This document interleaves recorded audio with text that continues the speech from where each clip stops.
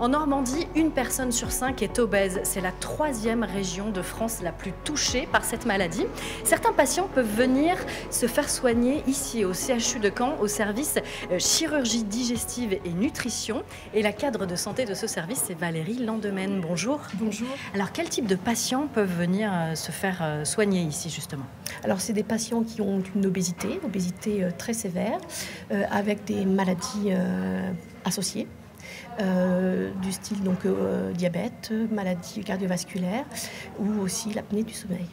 Alors, est-ce qu'ils peuvent tous bénéficier d'une chirurgie? Non, justement, le patient va devoir séjourner au sein de l'unité avec différents ateliers. Il rencontrera plusieurs professionnels de santé, allant donc de la diététicienne au médecin nutritionniste, les psychologues, les médecins, les chirurgiens, pour évaluer leur éligibilité à la chirurgie bariatrique.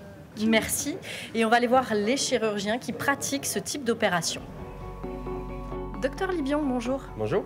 Alors, quel type d'opération vous pratiquez ici?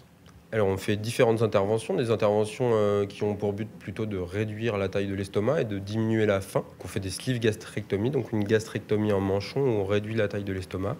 Et puis un bypass en Y où, en plus de réduire l'estomac, on fait une dérivation de l'intestin qui est un petit peu plus efficace en termes de perte de poids. Ce sont des opérations qui sont lourdes? Oui, ce sont des interventions qui sont lourdes. On a beaucoup l'habitude, donc on prépare beaucoup les patients, mais ce sont des interventions lourdes. Alors justement, cette opération qui est lourde, vous êtes à l'initiative d'un nouvel outil, un casque de réalité virtuelle. Expliquez-nous. L'idée, c'est que cette intervention chirurgicale, comme toutes les interventions chirurgicales, sont extrêmement anxiogènes pour les patients. Donc l'objectif de la réalité virtuelle, c'est de présenter aux patients quelques semaines avant la chirurgie, ce que va être l'intitulé, le déroulé de leur parcours entre le moment où ils arrivent à l'hôpital et le moment où ils ressortent le lendemain, et leur présenter ainsi les différents acteurs qui vont intervenir, parce qu'ils sont quand même très nombreux, au cours de ce parcours. Donc l'objectif est avant tout anxiolytique sur le casque.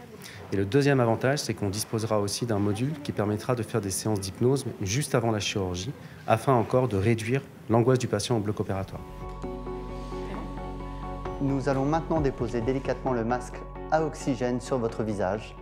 Vous allez ressentir comme une sensation de vent qui souffle sur votre visage pour vous permettre d'améliorer l'oxygénation de vos poumons. Bonjour, je suis Clément, l'un des infirmiers de salle de réveil.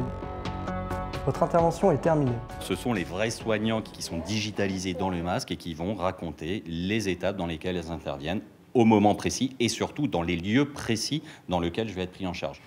Cette expérience de réalité virtuelle sera accessible dès le mois prochain pour les patients sélectionnés ici pour une chirurgie.